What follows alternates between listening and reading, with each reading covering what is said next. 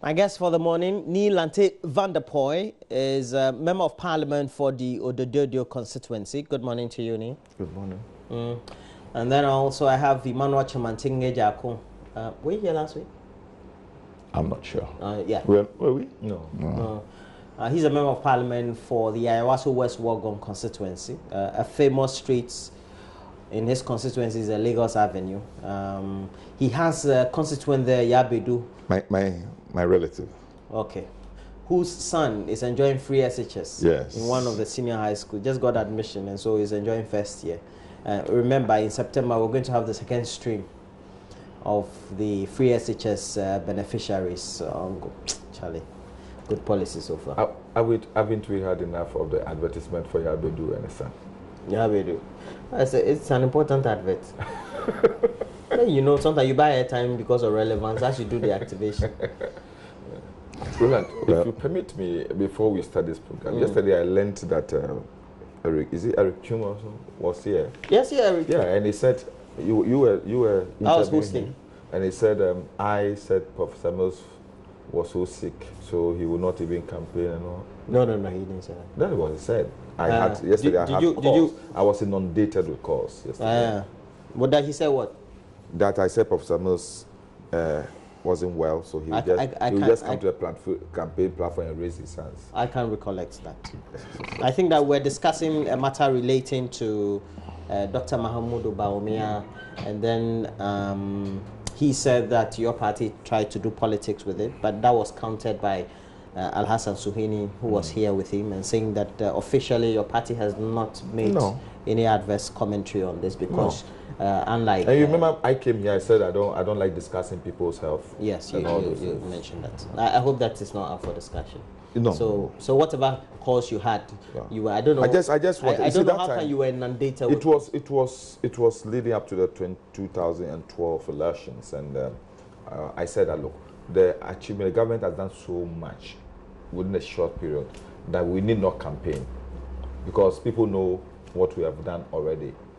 But I don't know where this one is coming from. No, I think that whatever it is, though, it is available on YouTube. Yeah. Perhaps I will send you a link, and then that aspect of the conversation is just one of 2 or 3 issues that we talked about. So that should qualify now. I hope we're not discussing Dr. Bawumia because it's not for discussion. I don't want that. Great. But that's a good thing. But I don't know whether did Mama V give you the opportunity to come and do the program on? No, she didn't. She didn't. Oh. Oh, okay. You know there's water shortage that has hit Accra. Yeah. Okay. Now the Ghana Water Company says that they're going to ration water. More so, it's going to be rationed in a way that some areas wouldn't have to get water and all that. My question then is, could we have prevented this? Can we be more proactive about the resources we have, etc., unlike in certain jurisdictions? Because even I'm not sure that those living in Dubai, they have access to water from the desert ground, but you can also have your best observations on the subject. Well, thank you very much. Let me take the opportunity of saying a very good morning to my people in Odododo constituency, the chiefs and people of Galamsey, and to also my family and all my friends, my party executives especially, because they've been so supportive in this reorganization and registration exercise. Every day we are on the ground and it's going very well. I thank God for it. And also to my brother, big senior brother. I feel so happy when I'm with him because he makes you comfortable. No, it's because you see there are some people when you meet, you want to raise the level of the discussion. Yeah. You know, I agree. It will not be overtly political. We talk about objective things, you know, and that's why I feel more comfortable with him. This issue of water rationing, first let me make a point that Ghana is one of the most blessed countries in the world. When it comes to natural resources and especially water bodies. We have water bodies virtually everywhere, every corner. I think what we have not done as a people is how to effectively utilize this resource in order to get the most advantage of it. There are certain countries that are struggling with water. And as such, with this amount of resources available to us. What we should do is rather how to harness this resource and even be exporting water at this time. If you consider what we have, and it takes me to what the philosophical reggae musician Bob Marley said, that in the midst of plenty, the fool still go hungry. You understand? The fool get thirsty. We have so much that we don't really bother, and we also think that it will always be there for us in the amounts, the quantity, and the level is always been there. But if you look critically at even at creation, God did not just say this is for you. He said, harness it, work it for your own good. You understand? God, the form with which God created, God wanted to use your ingenuities to be able to develop that resource for your own good. But what we have rather done as a people is, over the period, we've virtually forgotten about what we need to do is to move, add value to whatever resource we have, and rather dissipate it and dissipate it, thinking that it will always be there. It's not only our river bodies, streams, and the rest. Even the ocean itself. We've abused it, we've misused it, we've not really added any value to it. We've not really done the things that will make it be there, always be able to feed us and to give us what we're looking for. 10 years ago, I read an article when a geologist predicted that if we don't do something about our water bodies, we'll soon be importing water. And today, we're importing water. If you go to any grocery shop, any mart, or any shell shop, or any supermarket, close to 80% of the waters we have on the shelves are imported. People are now importing water from China into the country. I don't know about China, but I think mineral water. Yes, from China. We have some of them other than Baltic and the rest. Yes, a lot. And that is the level we've got into. I think that this thing happening at this time is good for us. One of the reasons why we are having this is also the environmental degradation, the effect of the Galamsey. The Galamsey operation has virtually devastated almost all our waters and water bodies. And I said, it's taking more than necessary for Ghana Water Company to be able to give us the sort of water, the potable water we need in our homes. I grew up in an environment where we're not lucky to have water. We're using wells in Adanfo. When I came to Accra, then there was a standpipe, public standpipe. So in the morning, you go with your bucket, queue, and fetch water and carry home.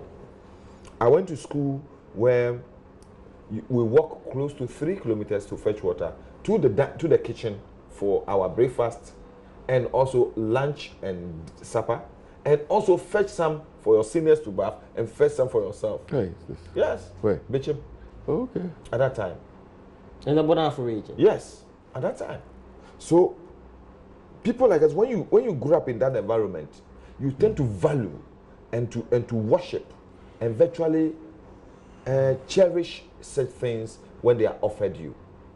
If you didn't grow up in an environment where there was electricity, when you get electricity, you tend to manage it well. So this, I think a lot of us have had this resource in abundance and we do not care how to manage it. To the Ghana Water Company, I think that they have also been a bit inept as far as management is concerned. Because you know that at every point in time within the dry season, within Harmattan, we have difficulties with water supply. As a management, you have not been proactive. What did you do in order to make sure that you have enough water in order to meet the demands of your customers? You can't just wait and then this come and said, look at the condition, with this what we are going to do. You preempt the problem, you sensitize the public so that people will also make provision for storage facilities, have water in their homes, so that these problems, when they come, they will not be too much, let me say, off-balanced. But when you come at the last minute, well, we started experiencing it already. I think it has taken them, because people are crying, that's why they've come out, the PR department has come out. Yes. But these things, in pure PR management, you do these things in time to prepare the minds of the people before you do. And now we're told that there will even be a rationing program. Reminds me of when we had Doomso, etc. Well, first and foremost, thank you for inviting me. Good morning to you and to Nii Lante. And to all our viewers. Most especially my constituents. Let me also say that we have just over the weekend we finished 10 out of 11 of our electoral area elections. I think we'll do one before the weekends. You've started? We almost completed at that level. Is it across the country? It's across the country. I want to use this opportunity to congratulate both the winners and the non-winners. In an internal contest, I don't want to say winners and losers. It is the winners and the non-winners. I believe anybody who puts themselves up for contest means well for this party, the NPP. But in a contest, somebody must win and somebody will not win. I want to congratulate everybody who put themselves up for the contest. They have done well. We are grateful. The main contests will come in 2020. Let's get ourselves together so that in the election 2020, our margin will move from, our margin of win will move from 10,000 to 12 or 13,000. I think that my colleague has put this discussion in perspective, in an extremely good perspective. I want to say fundamental to this, is that there's a phenomenon happening all over the world, and we all seem to not to want to hear or believe. Global warming, climate change. Is that why it's not raining? It's real. Because now the Ghana Water Company says if it doesn't rain, ultimately they would have to pump the water in bits to areas. You see, and essentially, the science is that most of it is man-made. We have sat down and we have allowed the forest cover of this country to deplete to maybe 10 or 15% of what it was 50, 60, 70 years ago. We have had scant respect. We have done all sorts of things with our water bodies. People's private and personal interest has gone over and beyond the public good. So when people want to mine gold in water bodies and put poisonous chemicals in it and divert water bodies and pollute water bodies, if you go and talk about it, they say, we won't vote for you, we will, you know. These are limited. The forest is a limited resource. The water is limited, it's a limited resource. So, and it is not a peculiar situation here. Anybody who reads out a little would remember 2 weeks ago, Nii Lante was talking about we are an endowed country. Yes, it is. But South Africa is more endowed than us. Yeah, true. In Cape Town, in Cape Town, they are seeing there is a huge water shortage. It is profound. What it means is that if you have the resource and you don't harness it well, you disrespect the resource, something will happen to it. And even when the resource is there, I am seeing something. Sometimes when the water is there, there is a leakage. The water flows out. I mean, it happens in our communities everywhere. The pipe breaks. Just on this road. Yes. Between this junction and Caprice. The pipe breaks every evening. That's gushing water. Yes. The pipe breaks and all of us pretend as if it is nothing. We don't seem to have any social responsibility at all. I mean, it is treated water. It has cost the Ghana Water Company a lot of money to treat it, to pump it to us. All of us, including me, we use treated water to water our gardens and wash our cars. Yeah. We have cut. These days, I think that even the people that construct the water closets, there are two knobs. One is when you just need a little water. Another, for many of us, it doesn't matter. Even if you just go and make a wee-wee, you will flush the whole thing and everything will go away. When you treat a resource like this, you deplete it. Okay. It's the same like we treat lights. We all go to the room, we all sleep with the air conditioner, and we leave and go to work and the thing is on.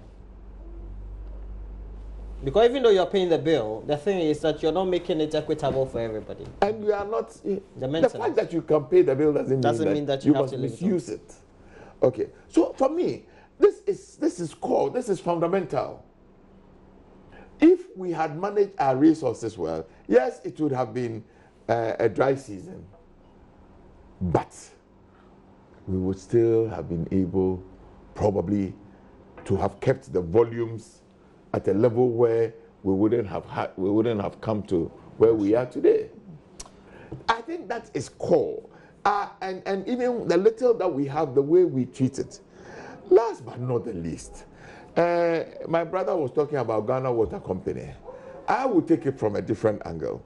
One of the things that has surprised me most in the immediate past years has been the decision of Ghana Water Company to do a desalination in this country.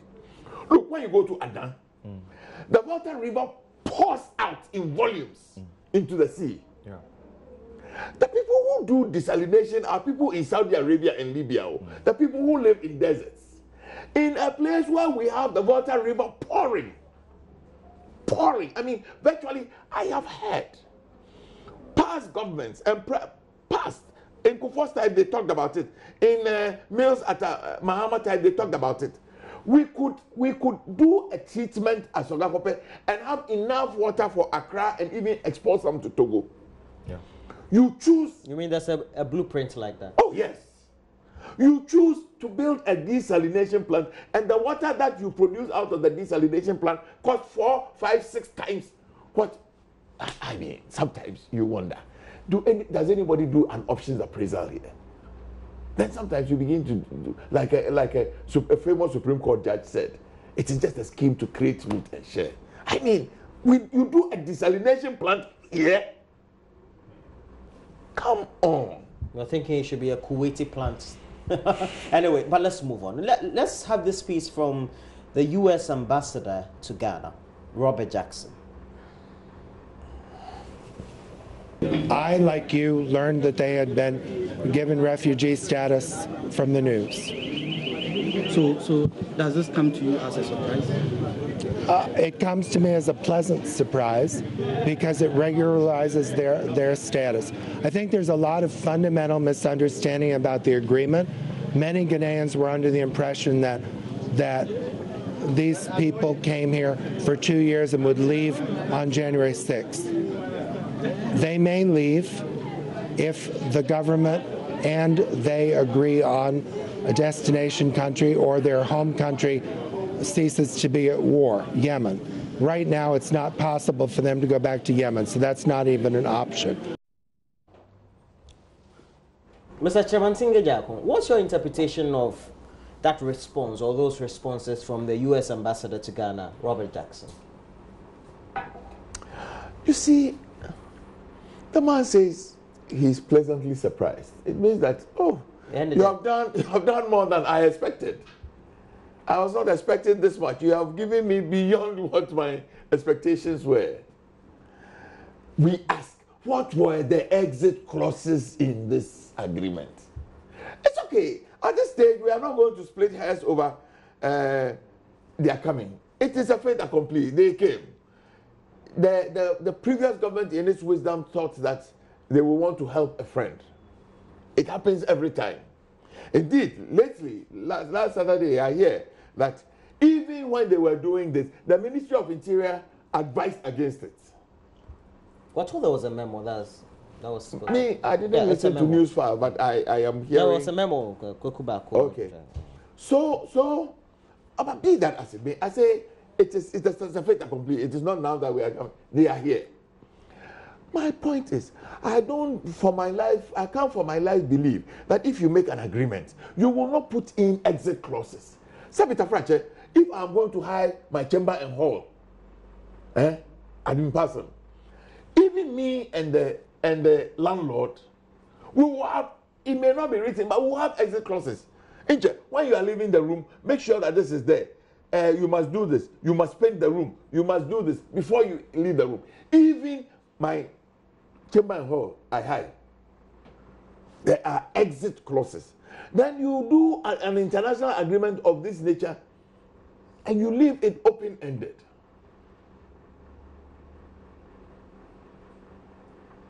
I mean, really.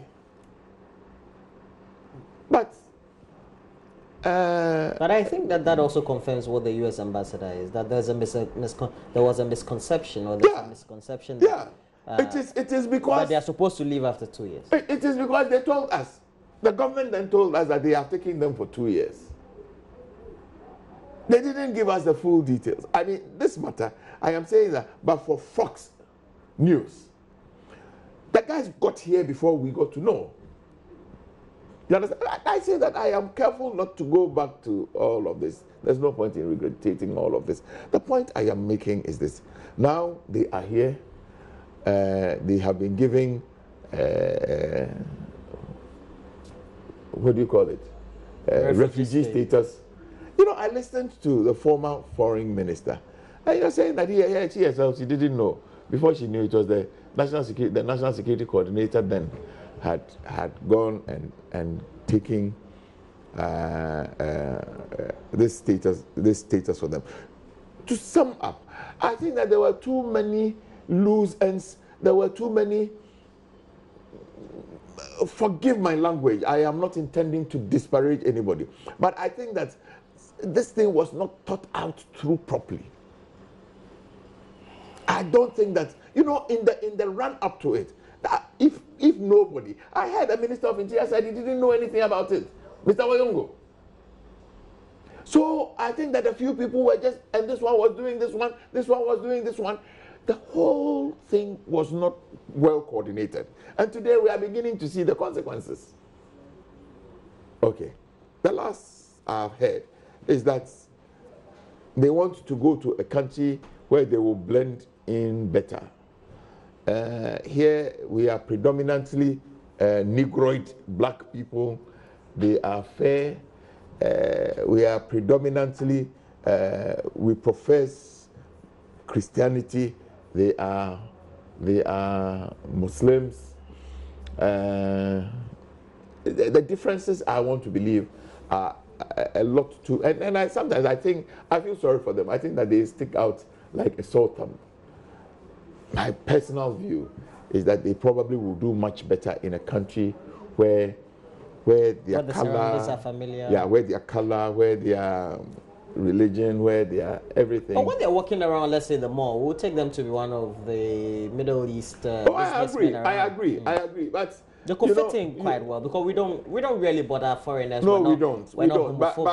But because of their background, because of where they have come from, I'm even hearing that the travel document that was made for them, the names that have been used, is different from the names that we use.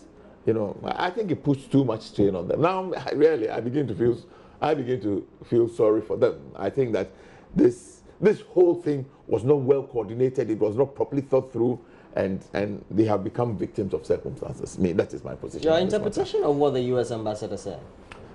First, let me make certain things clear here. In as much as I will agree with my brother on all the comments he's made on this issue, I say it's regrettable because. But my comments are regrettable. No. I'm saying it's regrettable where we've gotten to as far as this is concerned, not to your comments. Okay. So you regret the action that was taken by the John Mahama-led government? No. I'm talking about today. Because I am a member of parliament. I remember very well, one of the key issues under this was the fact that this particular agreement was not brought to parliament for parliament's approval, ratification. That's a legal word. So the agreement was brought to parliament. In fact, there's a judgment of the Supreme Court on this issue asking us to send the agreement to parliament. Did the Parliamentary Committee on Security and Interior look at the agreement? If they did any member of that group point out the issues that my brother has raised? No exit clauses and all those things. After 2 years, what happened? Did any member of the Security and Interior Committee of Parliament raise this issue? They were already in Ghana. What was the point? I'm saying that they were already in Ghana. The Supreme Court judgment was specific. Ratify or send them away. That was the judgment. And that could have been done last year. Yes. So the Minister of Foreign Affairs was the one who came to Parliament with the ratification. Is she telling me that when she looked at the agreement, there were no exit clauses? In bringing the agreement back to Parliament for ratification, she did not find it expedient to add exit clauses. And you're saying she had the whole of last year to do that? Yes. So this whole thing baffles me. Two, under our legal regime, if some people have been given a refugee status, and I sit here today as the one responsible for the security of this nation, and I found that refugee status inexpedient for the security and the integrity of this state, nothing, no law in this world prevents me from revoking the refugee status. According to the Refugees Act. It's true. That's so simple.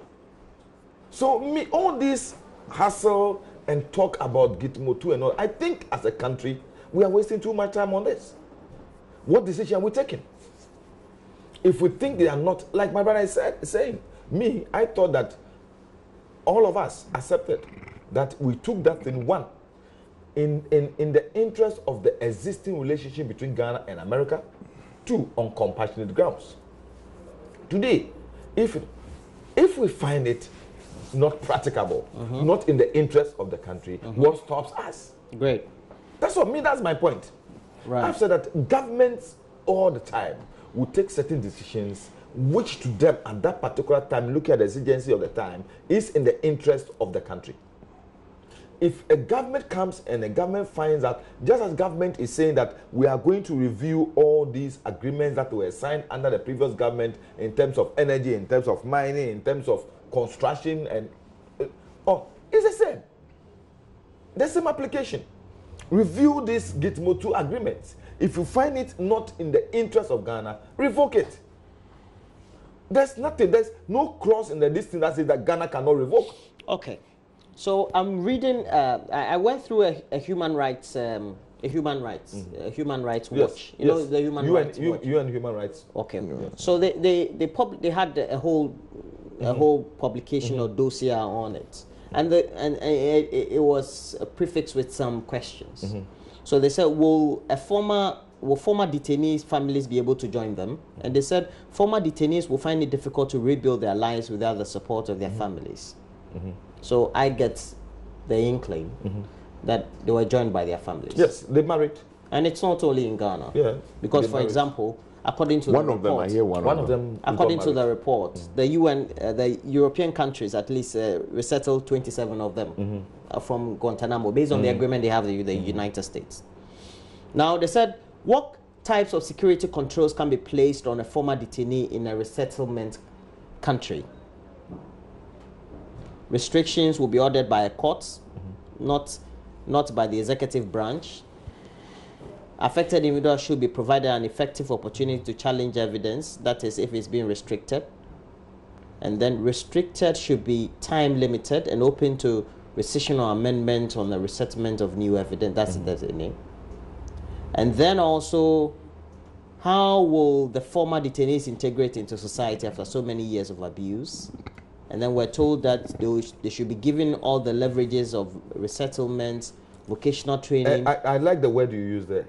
After so many years of abuse. Yes. So what they have to be provided medical. These are people whose rights have been abused. What they're trying, they have to be provided private medical psychological services, vocational services, employment opportunities, housing, educational opportunities, all need to be made available. So it means that they have to live like normal citizens. When Ghanaians don't have jobs. You see, the problem I have is, so when we were taking these guys, these are consequential issues. Did we think through? That is why I said this was a very poorly thought through thing. Did we think through to say that after 2 years, assuming that they want to stay here, who was going to be, and these are requirements, almost international requirements. Yes. Who was But going this one to is ensure, coming from the human rights. Yes, Watch. who was going to ensure that they would go through vocational training? Who was going to provide housing? Who was going to provide this? Who was going to provide that? Today I can ask, who takes care of them? Have they found jobs? If they have not The minister said the state. Yes. Ghana is taking care of them now. That's what I'm saying. The minister said it. I rest my case. So that's what I'm saying. That So I decided, if we think that if we think today that these people are not So not you think that the people in your constituency who don't have jobs, yes, who are not being taken care of, yes, when they hear this, they will be happy. No. Voila. Yeah. So I'm I'm saying that the minister should just just come. poorly thought through thing. They did it on the spur of the moment. Yes, they did it but probably. unfortunately, Ghanaians have given the mandate to you. Oh, to correct the mistake of the Mahama government. You see, and you are perpetrating it. When you inherit something, they say it becomes an albatross. It becomes an albatross on you. How? This is an albatross. This is how is it albatross? So on the 6th of January, excuse me, sir, government has the power and the legal right to renegotiate. Let me read this to you. So yes, because I knew that we'll be doing this, I did further reading, and from yesterday I've been doing some reading, and it said that there's been a former ex-Guantanamo Bay detainee who was integrated into the Uruguayan society, Uruguay. He vanished and turned up in Venezuela. That he wanted to go to Syria. He went to the Syrian consulate. So there was a possibility, if we had thought through, that they could decide to resist and turn up somewhere else. That would be grave security issues for us. I'm telling you today, as we are talking today, if tomorrow the Nana Akufo-Addo government says that we don't want these people in this country anymore, just as they said before the elections, that the NDC has gone to bring something so monstrous. They didn't tell us. They did. Whom did they tell? Nanado was informed about this. Nanado was informed about this. When? Nanado himself confessed that he was informed just days before the. But even if it is one day. When you have made up your mind to do something, and you come to tell me that, I have decided to do this. For your information copy. There are things that are not for security reasons, for international protocols. There are things that are not revealed to anybody. Okay. And there's a time limit to which that thing will be made, so that it doesn't go out. Look, you're talking about they having different names. Yes. It is for their own security. Sometimes me sitting here or my brother Jacko sitting here, I'm sure, as I'm sitting here, I'm sure Dr. Mahmoud Baumia in the hospital will not be using his name. He's not in the hospital, he's at home. I said he went to hospital first. He went to Gay Hospital, and then to Wellington Hospital. You said will not be using his name? Yes. For security reasons, they don't. It's international part of international security. You said Dr. Mahmoud went first to Gay Hospital. And then second one? Wellington. Yo. You understand? You have that information. Oh, but you don't have. You don't have. And then we're not here to discuss it. Yes, so I'm saying that these are things that happen. I've gone through that before. And I'm sure Iman has also gone through that. No. Every day I go, I use my name. I have nothing to hide. I have nothing to be afraid of. So this is what happened. It's part of international security. But now, please. You're a regular guest here. I mean, let's be realistic. If we say, as the entire public of Ghana, including you, I mean, not differentiating whether who a political elite is, if we don't want them here, let them go. What actions can we take? Revoke the refugee status by law. Do you think also, you look at the posture of government, there's that posture and that commitment to perhaps attach a lot more effort into what the position was when the party that is forming government now was in opposition, and their official position? Ima will tell you, no. Human will tell you that their posture today is different from their posture. Why should it be so? Look, it be so. For political convenience. Why? Roland, can I come in? The NPP vice chairman himself said it. That we use it for campaign.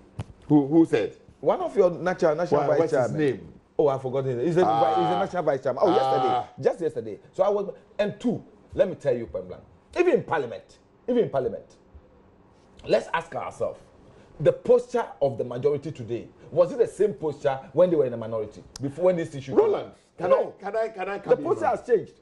Yeah, Roland. Our posture has changed too. Today, I'm saying that if you think you are the one holding the thing, if you think that is not good, just as you said in 2016, revoke it. Why can't I wouldn't have said that in 2016. Okay, that's all right. Mr. Roland. Yes, sir.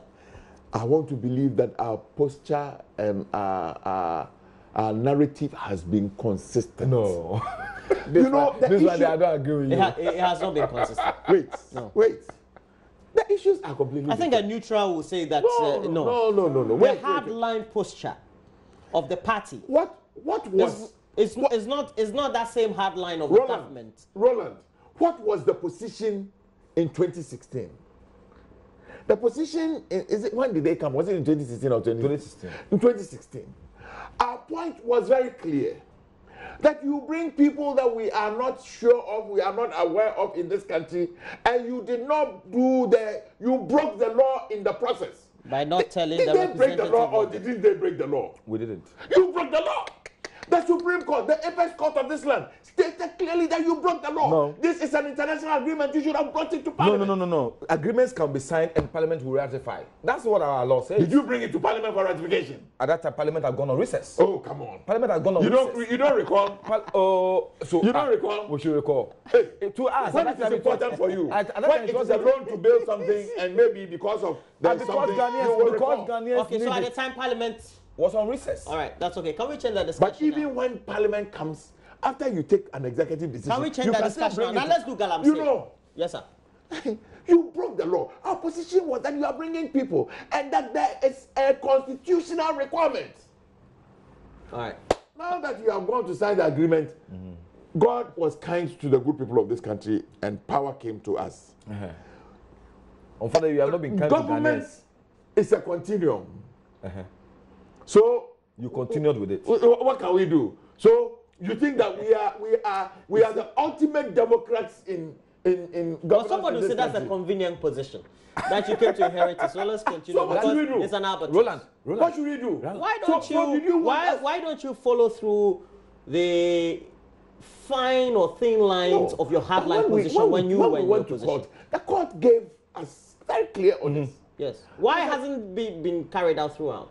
We went for that is where Roland. That's where my problem is. My brother has just said the court gave two options. Yeah. Ratification or send them back. Because of your stand you took. Why didn't you send them away? Why should we? Why should we? You understand? Let's change the subject. And then you see. And so you came to ratification. And then you see, at the end of the day, when the veil was lifted, we found out that you had done so many things. He himself is for 1 year. For 1 year. Is even admitting that it was a very poorly thought out. Why didn't you communicate that to the public then? For the whole of close to 1 year. For 1 year.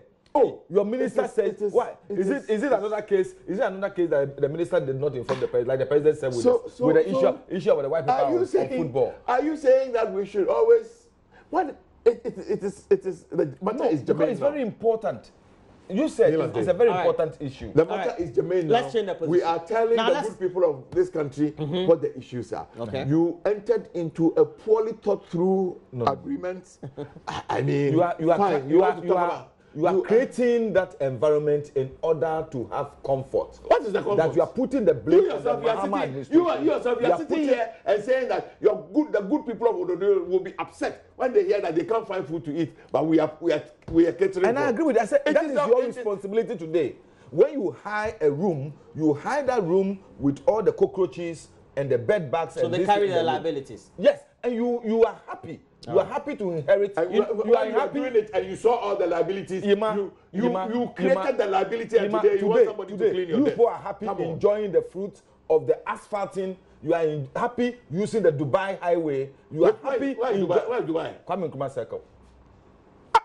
You've people are so cheap. You construct okay, this, fine. You construct this and you call it Dubai. We are cheap. We are cheap. But you are happy enjoying it. So, whilst we are enjoying those ones, enjoy the Gitmo too.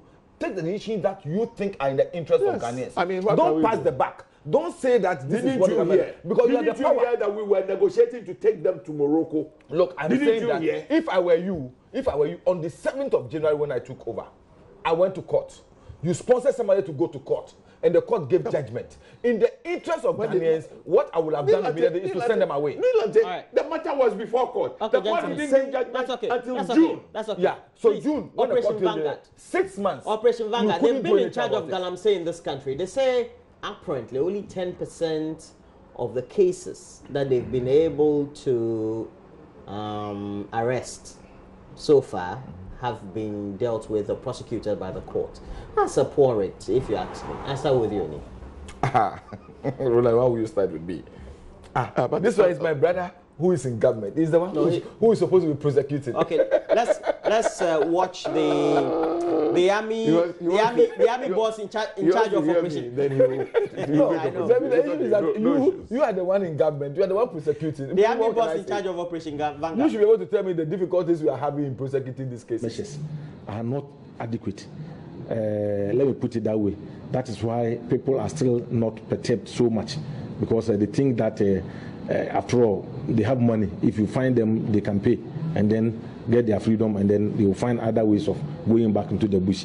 So I think then the justice system is also quite slow. You have a lot of them. Out of this 983 that have been arrested, only 95 has been convicted. So most of them are still on bail and those things. And only God knows whether they are out of this or they go back to the bush to look for more money. So I think if you're able to speed up the trials and prosecutions and others, and also meet out adequate deterrent measures, like in terms of punishment and fines and those things, I think a lot more people will be deterred. And then also those like the landowners, traditional owners and those things, if they're able to sanction them, I think it also brings down the situation. The force has also seized 82 arms. What I've given, I'm going to withdraw. Well, Nii Lante, 10%.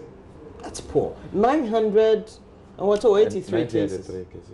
And only about 95 of them have been dealt. You see, Roland, this is quite a difficult let me say, issue to handle, because you go on the soup, you understand, you arrest people. Who are you going to prosecute?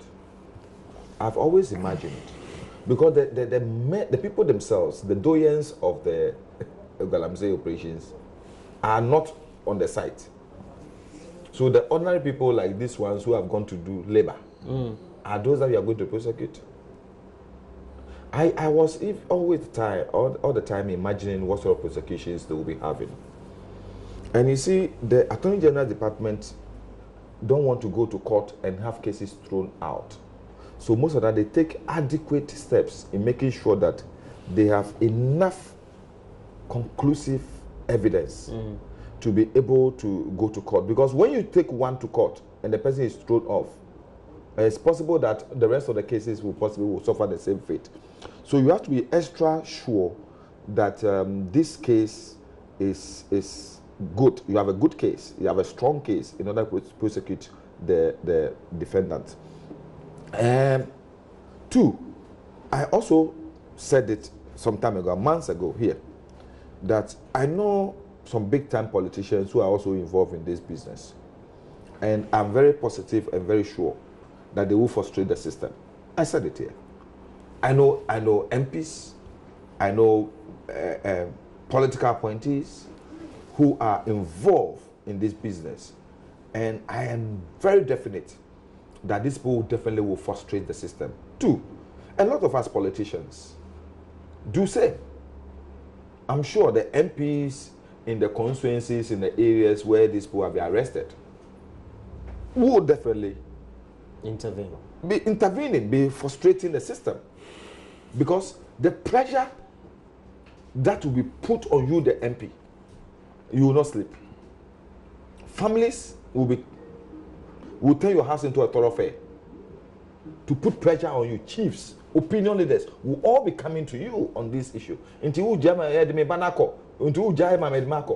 I'm sure that people like Amwakwanta, Atachia, and all these people who are closer to the seat of government and from whose constituencies these people have been arrested. My good friend, Minister for Sports, Siama, you know, they will not be telling him, but I'm sure they are the ones who are putting pressure on the system to make sure that their constituents are not, because Yima sitting here tomorrow, if somebody is arrested in Yima's constituency for an offense like this, they'll first come to him. But who would they go first? But he's not the one who committed the offense. Roland, you are talking as if you don't know the real politics of our country. The politics of our country defy ordinary common sense. You think, as an MP, you are the one who goes to steal a sheep. Somebody goes to steal a sheep, you are the MP. You are the one who will become, who people will come to see how you can get the person off the hook. And if you are not able to, you suffer. To do it, you'll suffer for it. So I know that the people are going to face a lot of frustrations in their prosecution of people that will be arrested. And the sheer number of the people who have been arrested will also put pressure on them, especially the Attorney General Department, because you know already, they are already lamenting about staff and the time it takes for them to go through these cases. And also, putting evidence together in some of these things is going to be difficult. Did you take a video shoot of the person when the person was engaged in the act? Because you go there, you run them up. If a person go to court and say, I just came to sightsee. Yes, what you are going to do? I just came to visit somebody, I came to sell, and then you arrested me. What were you going to say? So it's going to be very difficult work for the prosecution to undertake in all this. So I'll be envisaging, I will want to follow the few cases that they said they prosecuted. How they were, and you heard him talking about very low punitive measures. What does our criminal code already say about these things? Some of these cases have, you know, some ridiculous fines. That makes it very, very unproductive. Not punitive. Not punitive enough. And it's useless because you waste so much money to prosecute the case, and the person, the fine that is imposed on the fine is not even able to meet the expenditure that the Attorney General has incurred. If a prosecutor will have to travel distance to go to a court with all this, at the end of the case, he will have spent more money than the fine that will be imposed on the person. So all these factors come into play.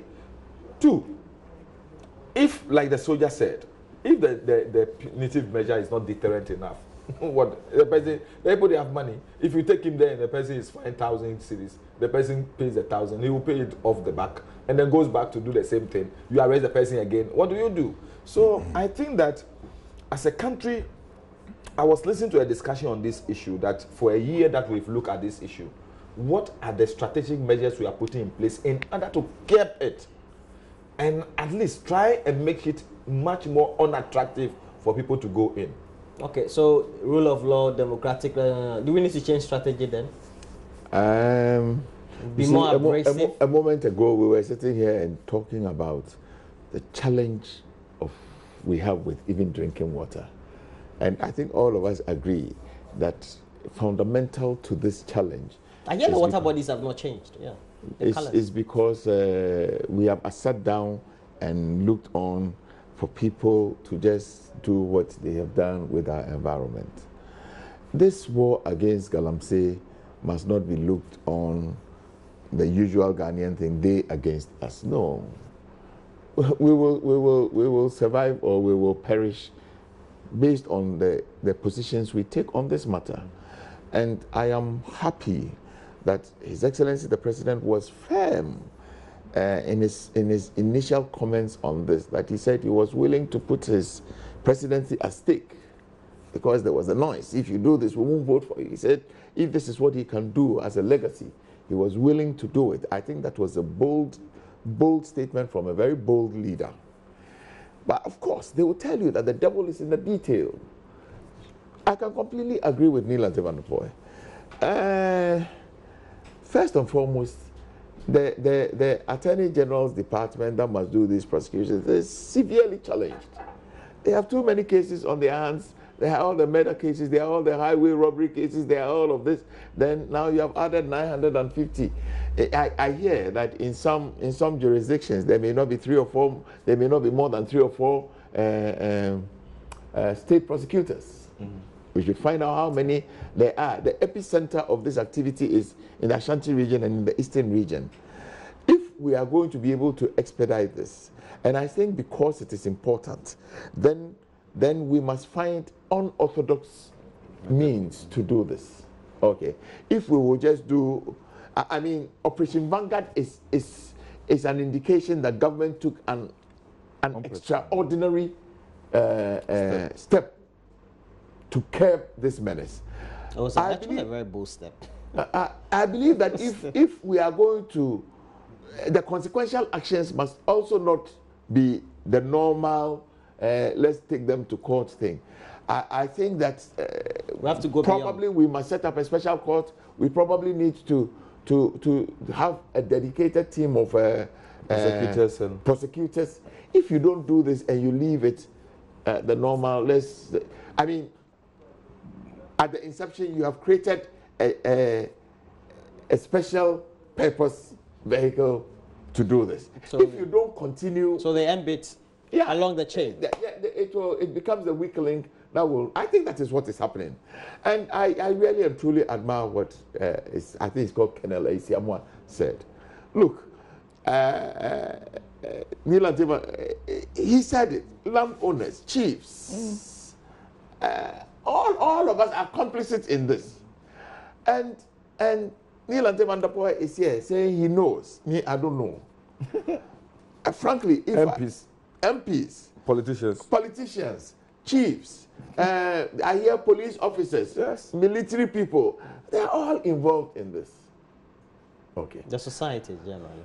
Yeah, it makes it extremely difficult. But at the last I hear it has been estimated that if as a nation we are going to reclaim all these degraded lands, it's going to cost us $650 million.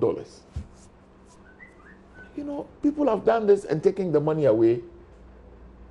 If you look at some of the reports that are coming out, I mean, that amount of money, I don't believe. If you look at the reports that are coming out, the gold that is illegally exported runs, I think it is much more billions than even that which is officially receipted. I mean, why are we deceiving ourselves? Oh God! Why are we deceiving ourselves? As a people, we must rise up and say that no, we must not allow this to continue. I am not saying that we should not permit properly constituted artisanal mining. No, I am not saying that. But this, which is creating a problem for us today and for tomorrow, we as a people must stand up and to be counted. Where's Donald Trump? But let me ask. Right. No one has ever come to see you on this issue. No, I don't know. I don't know. Like you rightly said, probably because it doesn't happen in my constituency. Anyway, the Gitmo to in your constituency. I don't know where they live. I've seen them around your constituency. Oh, you know them? I haven't seen them. Maybe they, if they are watching, maybe they will come and see me. You know this Turkish restaurant, on the main road. Yes. I once saw one of them there. Okay. Oh, really? Yeah. You know them? Why? Nii Lante. I did their pictures on there. Nii Lante Vanderpuye is a member of parliament. Very soon they'll become his constituency. Oh, Nii Lante Vanderpuye is a member, and you know the mall is around ANC and Grandma. No, it's a different constituency. I hear where people mass up. Usually, that's where you have to be afraid of the terrorists. Anyway, so Nii Lante Vanderpuye is a member of parliament for the Diodio constituency, and also Emmanuel Chamantinge is a member of parliament for the Awaso West Wagon constituency. Yabedu has the. Have you heard we've gone to court? You and who? Over. The minority. We are going to stop the speaker from swearing oath. You haven't heard it? I see. Have you gone to court formally? Yes. With Dr. Dominic Ayini as your legal counsel? Yeah. Who is the plaintiff? Ras Mubarak. Okay. All right. What reliefs are you seeking? Oh, I said it last time here that it's not practicable for the speaker to be taking an oath every time. It's okay. It doesn't make Roland.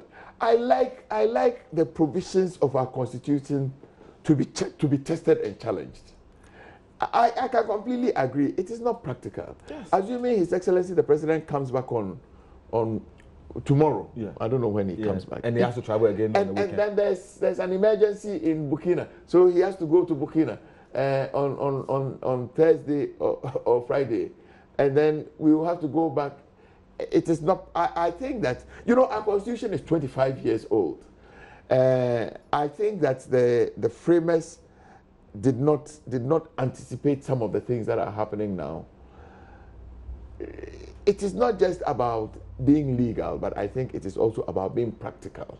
I will be happy for us to have a practical solution to this, because really and truly, this business of anytime His Excellency the President and his vice are not in, and we need to